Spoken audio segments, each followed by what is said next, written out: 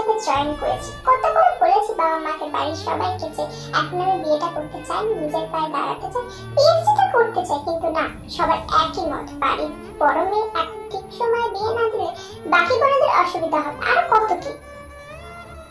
এইসব ভাবতে ভাবতে তে কলেজের উদ্দেশ্যে রওনা দিল। কলেজে চাকরির পেছনে লম্বা ইতিহাস আছে।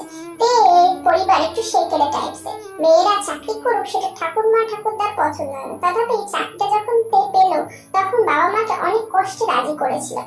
বাবাই দাদুকে বুঝিয়ে সুঝিয়ে রাজি করলো। তার পিছনে একটা কারণ ছিল, তের কলেজটা আর তার বাবার দোকানের দূরত্ব বেশি না।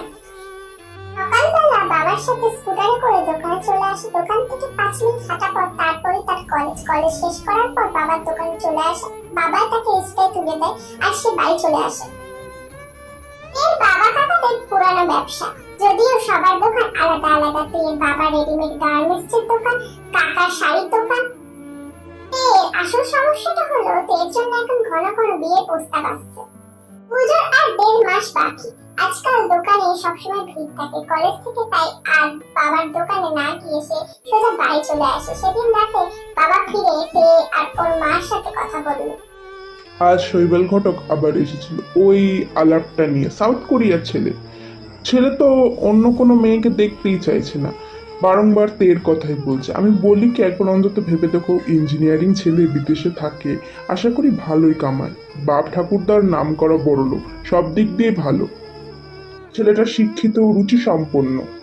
কিন্তু বাবা, আমি তো ইন্ডিয়া ছেড়ে কোথাও যাব না। তোমাকে তো আমি বারংবার বলেছি আমার পক্ষে বিদেশে থাকা সম্ভব না। আর যাই হোক, আমি ইন্ডিয়া ছেড়ে যাব না, তুমি ওদেরকে বলে দাও।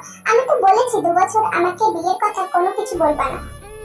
এর কথা শুনে বাবা বললেন, আমি বলি কি একবার ভেবে দেখ, 3 মাসের জন্য এসেছে ছেলে, একটা কাজ করা যাক, ওদেরকে একদিন আমাদের বাড়িতে নেমন্তন্ন করি বিকেলে চা খাওয়ার জন্য। তো অল্প কথাবার্তা হোক, তোরা দুজনে কথাবার্তা বলে দেখ, আর দেখলেই তো বিয়ে হয়ে যায় না। আমার কথা শুনে অনেক রাগ হলো। সে বাবাকে বলল, বাবা আমার যা মত আমি তোমাকে বলে দিয়েছি, এখন তুমি জানো। আমি বারবার বলছি আমি কিন্তু এখানে বিয়ে করবো না। তুমি ডাকতে চাও ডাকতেই পারো ওদেরকে, কিন্তু ভেবো না আমি এত সহজে রাজি হয়ে যাবো। এই কথা বলে নিজের রুমে চলে গেল। মেয়ে সে বিছানায় শুয়ে নানান কথা ভাবতে লাগলো। সাউথ কোরিয়ার ছেলেটার সাথে কিভাবে দেখা হয়েছিল। কোনোদিনও বিয়ে বাড়ি বা অন্নপ্রাশনে কোনো অনুষ্ঠান বাড়িতে যেতে চায় না। বাবার বন্ধুর মেয়ে বিয়েতে বাধ্য হয়ে তেকে যেতে হয়েছিল, আর সেখানে জাঙ্কুকের সাথে দেখা হয়। আর সেই দেখাতে জাঙ্কুক তেকে বিয়ে করার জন্য পাগল হয়ে গেছে। জাঙ্কুক ছেলেটা সত্যি খুব ভালো ছেলে, খুব রুচি সম্পন্ন ছেলে, কিন্তু এই কিছুতেই বিয়ের জন্য এখন তৈরি না। সে ইন্ডিয়া ছেড়ে যেতে চায় না। আসলে বিয়ে শব্দটার উপরে তার একটা বিরক্তি চলে এসেছে। বিয়ে শব্দটা শুনলেই তার অতীত তার চোখের সামনে ভেসে ওঠে। এমনই এক বিয়েতে আলাপ হয়েছিল বোগামের সাথে। তখন তে সদ্য কলেজে উঠেছে, বিয়ে ফার্স্ট ইয়ার, হাই সেকেন্ডারি পর্যন্ত গার্লস স্কুলে পড়াশোনা করছে, তাই ছেলেদের সঙ্গে চট করে মিশতে অসুবিধা হয়। কলেজে ওঠার পরও মেয়ে বন্ধুদের সাথে ওঠা বসা বেশি ছিল। একদিন এক বান্ধবীর দিদির বিয়েতে নিমন্ত্রিত হয়। বান্ধবী তার ছোটবেলার বান্ধবী ছিল, তাই তার বাড়ি থেকে কোনো আপত্তি করেনি। সত্যি খুব মজা হয়েছিল দিদির বিয়েতে। আর সেই বিয়েতে বোগামের সাথে দেখা হয়। বোগাম চাকরির জন্য গৌহাটি এসেছিল। বোগাম তের বান্ধবীর জিমিনের মামাতো দাদার বন্ধু।